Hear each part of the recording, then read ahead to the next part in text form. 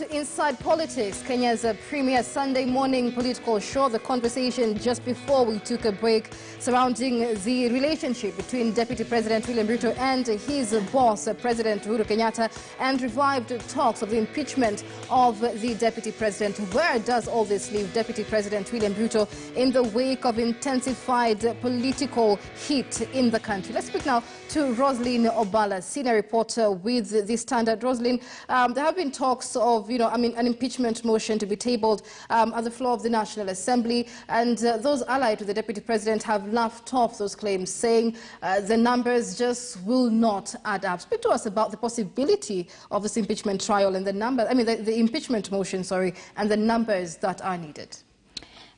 Michelle, this is not the first time we're talking about the impeachment of the Deputy President. Remember, this matter came up last year, and again this year we saw the ANC Deputy Party Leader Savula saying that they have the numbers.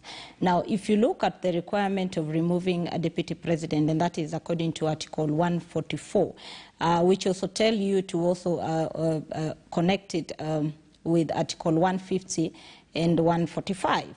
Then there are various grounds, very serious grounds for impeaching a deputy president. So it's not just a walk in the park that one person will come, and it can be initiated by any member of parliament. Now, if you look at the Speaker's communication, I think it was in 2019, when we had a rampant claims of MPs wanting to impeach the cabinet secretaries, he gave a clear roadmap on how you can impeach the cabinet secretaries, how you can bring an impeachment, how you can remove the cabinet secretaries, and how you can follow the procedure to impeach the president or the deputy president. In this case, the person sponsoring this impeachment motion must garner 1/3 of the members of the House. That is around 106 members or 107 members. And also to ensure this impeachment process goes through, because remember, it's initiated in the National Assembly and upheld in the Senate. So you have to raise again the 2/3 majority for it to be passed in the National Assembly before it's communicated to the Speaker of the Senate, and the same process to go in the Senate. And I think this is why, even if you had the other day ODM saying we are not in to impeach the president, we saw the Secretary General of Jubilee saying we are not in to impeach the deputy president. So the numbers speak for themselves. Now, if you look at the ANC that was going to sponsor this impeachment motion, ANC has 13 members in the House. You go to Wiper, it has 21 members at the moment. You go to ODM, it has 63. Now, you look at Jubilee, there is a Kieleweke and the Tangatanga wing. So how many members will you rally to actually ensure this process succeeds? Right. And a lot to discuss, really, on this front, but we have to move on to matters BBI because of time. A chaos-marred debate on the floor of the Baringo County Assembly after MCAs traded blows and harsh words that resulted in tear gas being lobbed in the Assembly. This, as the Building Bridges Secretariat exuded confidence that it will attain the requisite 24 counties to proceed to a referendum. These were the scenes that marked the better part of the afternoon and evening at Baringo County Assembly. Blows traded and confrontation that spiraled out of control one too many times. All this during debate on the BBI bill. Trouble started when MCAs opposed to the bill wanted it tabled for voting amidst protests from KANU MCAs who wanted the bill to be subjected first to public participation. And when it was time to vote, 30 MCAs voted no against 11 yeses. So far, 3 counties, Siaya, Kisumu and Homa Bay, have already passed the bill, with 18 more who tabled it expected to debate next week. The bill requires the support of at least 24 county assemblies out of 47 to move to the next stage. We are confident of obtaining at least 35 counties by the end of this month, way above the constitutional threshold of 24 counties. And as the March 1st deadline for county assemblies to consider the BBI bill draws closer, the BBI Secretariat says they are well within the timelines. We are looking forward to finishing this process by end of this month. And after that, we are going to proceed to National Assembly. We've started engaging them. After that, we are going to go to Senate. And eventually, we are hoping to do a referendum, hopefully, by June this year. Proponents of BBI continue to drum up support for the process. Interior PS Karanja Kibicho today met a group of youth who decamped from Tanga side and pledged to popularize BBI in Mount Kenya region. Wamekuwa sasa ni disciples na soldiers wetu huko, tumewaelezea waende waanze kuelimisha wazazi, waanze kuexpand the circle. Ndio kabla tuende referendum, kila mtu atapiga kura juu ameelewa vile BBI ina. Jeff Kirui, KTN News. Well, let's bring in political strategist Kipchumba Karori first. A lot has been happening on the BBI train. Several counties passing the BBI draft bill, others not so much. Speak to us about the chaos witnessed in Baringo County this week. Again, Michelle, let's begin from the case filed in the High Court, which it was empaneled. It has a five-bench. It has a five-bench, and in that case, whereas the case did not stop the county assemblies and the House of Parliament from discussing BBI, it directed, and when you read some section of the ruling, it states that even the county assemblies should not rush on the process. So I think it is imperative upon the legal departments within the county assemblies to tell the MCAs what the import of that ruling is in the process they are about to undertake. You can't take this process and bypass the public participation. It will come to it is anality, because you cannot have a process without engaging the sovereign. Remember, Michelle, county assemblies exercise Article 1 power. This is the sovereign power that has been delegated to elected leaders. And as such, public participation is the only among the few times when the sovereigns act directly or they mandate their elected leaders on what they want, apart from the referendum that will come in the tail end of this. Therefore, this issue of violence and all these machinations around BBI, we should go back to what the law is. And BBI is a must-have for this process. We need to ask ourselves one question. Did Siaya, Kisumu, and Homa Bay have consultative public participation, or they were just public participation as a formality? Remember, in the Nyange case, Michelle, the court held that public participation is not a formality. It must improve the contents of the document, and we must see whatever is being proposed by the people at the public participation in the document. So when we rush all this process, we are wasting taxpayers' money, because tomorrow a court sitting somewhere will declare this anality. So my prayer to the county assemblies, even as they engage in the small cat fights and the psychophancy measure kind of fights, my urge to them is that they should believe it to the law. They should try to be as alive to the law as possible. Right, Bigambo, let's have your thoughts on this, because there's been talks of a possible reseating or possible debating of the bill again in Baringo County. Critics of that saying the county seems to have made up its mind, or at least the county assembly seems to have made up its mind, but also see the Jubilee Kanu rivalry play out during that debate. What do you make of the drama in Baringo County Assembly? Thank you. First, the events in Baringo County Assembly are an eyesore, an embarrassment of the process of governance and the constitution and the provisions of law that we have in this country. It seems to me that members of the Baringo County Assembly do not properly fathom the work that is bestowed upon their shoulders by the law. Look, when you look at even the arguments that emanated from Baringo County Assembly, it was not about the substantive issues that are contained in the Constitution of Kenya 2010 Amendment Bill. It was about to what extent are they ready to be impresarios of Deputy President William Ruto or Baringo Senator Gideon Moi. When you also examine the entire spectrum of public participation exercise that should have been undertaken by these county assemblies, one, it constitutes collaboration with the people, informing the people, engaging with the people, and empowering the people. The aspect of empowerment is very critical. And that is why also you find that within Article 10, Sub-Article 2 of the Constitution, public participation is very crucial as a value of governance.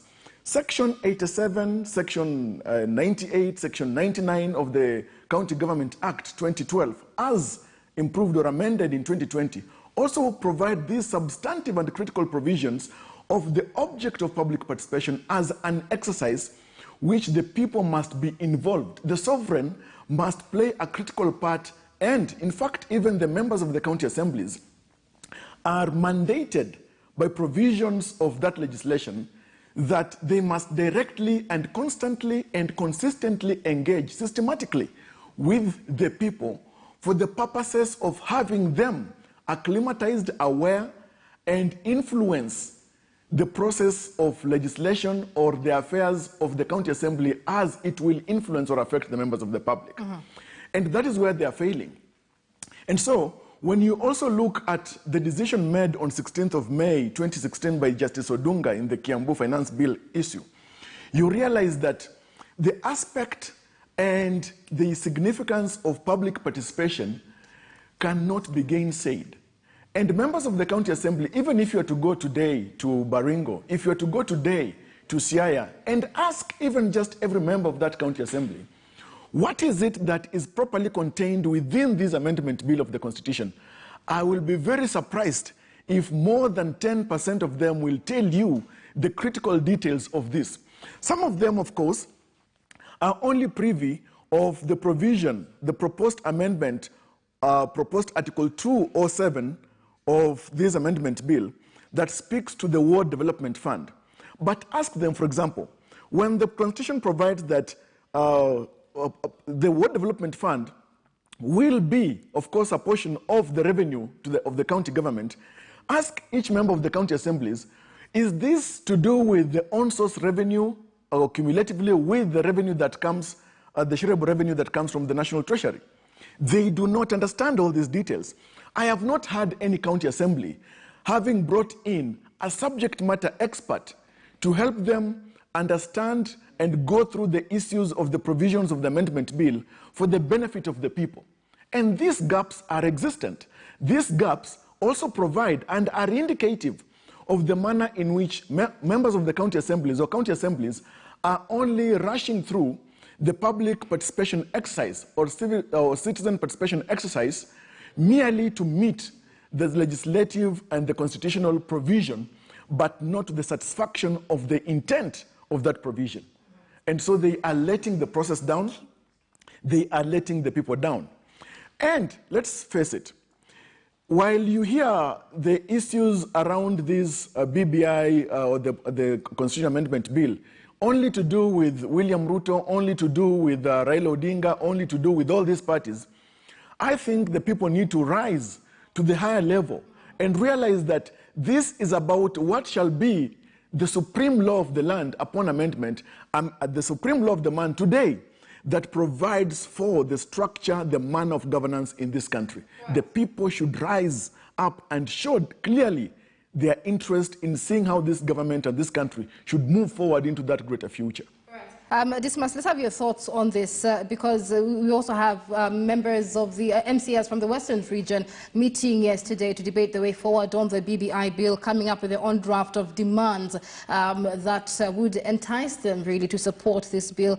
This coming in the wake of claims by members, a section of members of County Assembly of intimidation, especially from the Jubilee quarters. They have mentioned Jubilee Secretary General Raphael Tuju as well.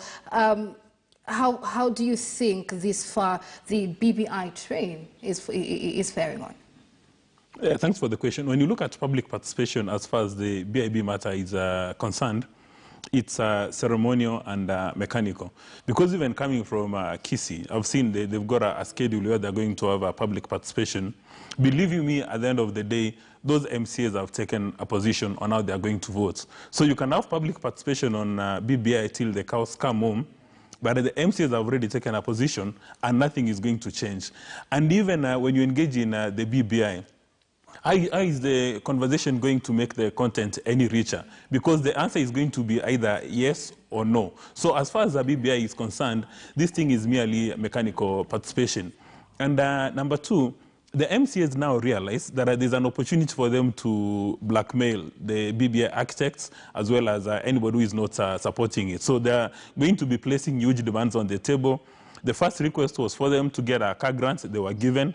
And you see these ones are requesting for $500,000. There's a very high probability that they're going to be given that money. But at the end of the day, it's going to be a process. It's going to be a race on which county assembly is going to make the BBI architects happy and which one is going to make Ruto happy.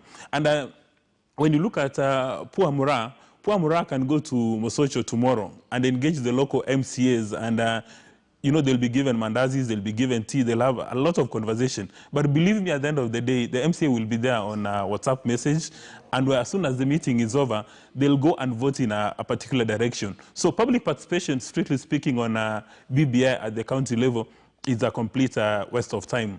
And what you saw happening in Baringo a few days ago points to the way our elected leaders have been radicalized. Because a section of the MCAs said, wait a minute, can we engage in public participation? And another section said no. And you see, the no was not a verbal no.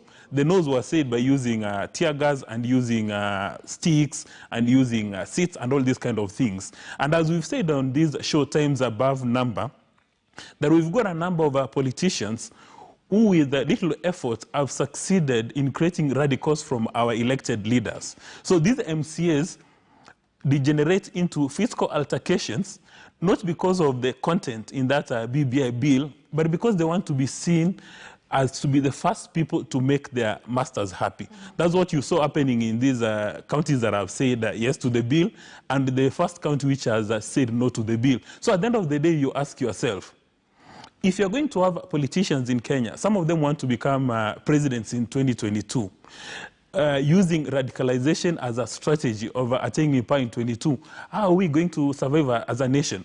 I do not believe you me. These MCAs, they are victims of alternative facts, fake news, lies, and deceit. For instance, when you are told that by even some of these NGOs which are not happy with this thing, we are told the Constitution has indicated in black and white that we are supposed to have the 2/3 gender rule, you know, captured. And then you've got some of these politicians saying that, wait a minute, you're going to have so many female members in the National Assembly and Senate. So what are we supposed to do? Are we supposed to respect our Constitution or run with this toxic politics? All right. Let's bring in Roslyn Obala. Dismas has an interesting view on that. Public participation, he says, is a waste of time. MCAs already have a stand on how to vote. This coming in the wake of MCAs saying they are receiving threat and intimidation over the BBI bill. Your thoughts, Roslyn? Michelle, I think if you look at our Constitution, one of the cornerstones of our Constitution is public participation. If you look at Article 118, and we have seen rulings in court, and Bigamba has just talked about Odunga's ruling, and he was very categorical, saying that public participation is not a mere cosmetic, is not an exercise in futility. You don't do it for the sake of doing it. It is the only opportunity you give the public to also air their views. Now, if you go to Parliament, we currently have the public participation bill that is being considered by the 5th session. But when you go to the assemblies, remember when IBC transmitted the bills to the 47 counties, we were done with the technical aspect of it. Now we were going to the political aspect of it, where now the assembly was supposed to consider this bill. Yes, the law says that you either approve or reject. You cannot amend the law. But that does not say don't do public participation. So it's quite unfortunate that the MCAs are losing a very noble opportunity to actually give the public the opportunity to know what this bill entails. Because this is the only time they will have gone to the public and told the public this is a bill, because the amendment to our Constitution is not for now, it's for prosperity. So you don't do it for the sake of doing it to please your masters. And I'm also shocked that some of the assemblies that rush to pass this bill are actually saying they've already received their car grants. So in actual sense, you can see that they did not do it for the interest of the electorate who elected them, but to please the entire process. Yes, this is a political process, but if the law talks about public participation, we need to see public participation. Now, if you look at the duration given in the Constitution, the bill is supposed to be with the assemblies for 90 days. So just the other day, the bill was transmitted to the assembly, so they still have time. 3 months is a long time. I don't see why we should see county assemblies rushing to pass the bill when they don't give the public that opportunity to understand, because the assemblies know the people. They can actually go to the elders, they can go to teachers, they can go to locals and sit down and discuss this bill with them. Now, when they pass it, you leave the entire electorate confused to wait for a vote of a referendum, which maybe they will vote no, not that they reject the bill, but because they don't understand the bill. But they had that opportunity to understand it when it came to the county assemblies, but because it was a political process and we want to fulfill our master's dreams, we decide to ignore the public and pass it. Right, Bigambo. Public participation. Very briefly, dismiss. Yes, public participation will work if the MCAs go to this forum with an open mind. Then they absorb the content given by Mura, Wanjiko, and Nafula. But public participation is a waste of time because these MCAs do not go there with an open mind. And it's also erroneous to compare this BBI public participation and a finance bill, because the finance bill is it goes through so many changes. You can have amendments, you can add content, and you can remove and you can delete, Okay, but not with BBI. Now, look, you see, let me perhaps hook my thoughts to Martin Luther King Jr., who said that our lives begin to end the day that we begin to be silent about things that matter. I am most unwilling to excuse the maladjustment of politicians the way Mokua is willing to excuse it. Now, let's face it. You have to face reality. The reality is this, that, for example, and I've outlined the spectrum of public participation. One of them is to inform, the second is to educate, the third is to empower. The issue here is this. By the time the assembly is voting on this, are their people empowered? To what extent are they informed and educated? Because this exercise, and of course there is wisdom in having this taken to the county assemblies, it was one of those vital opportunities for the county assemblies and the ward reps to empower their people on the contents of this amendment bill. Additionally, let's face it, a critical public participation or citizen participation and engagement exercise requires availability of information. Let us ask ourselves, let us go to Siaya. Did they avail the copies of this bill to the people so that from a point of information, the people were properly engaged? They had it in the newspapers advertising opportunities and times and dates for this public participation exercise. The people need to be granted in a timely manner, and that's in the law. This content for which they are supposed to be engaged with for their information. And that is Section 87 of the County Government Act. There is also, as I cited, Section 99, Section 98 of the County Government Act. This is very critical. We must not take constitutional and statutory provisions merely as public relations exercises or as suggestions. The other thing is this. The fact that politicians, and with the excuse of my friend Mokua, that it's all right, and of course legislators, whether MPs or county assembly members have taken positions, it is all right for them to take positions. But what we are saying is this, that is it possible for us to have the people empowered and informed for their own good? And therefore, I am willing to be maladjusted, but positive maladjustment, where we go against the critical or the assumed position and flow that politicians have always taken this country. All right. Let's take a break. But before that, let's speak to Kipchumba Karori there on the same. I mean, an empowered electorate is one that will be able to make better informed decisions. But at the moment, we have so many truths, half-truths and outright lies about the contents of the BBI bill. Where do you stand when it comes to public participation? Michelle, first of all, let me state it crystal clear that public participation is not what this mass Mokwa is trying to tell us. Public participation is a must.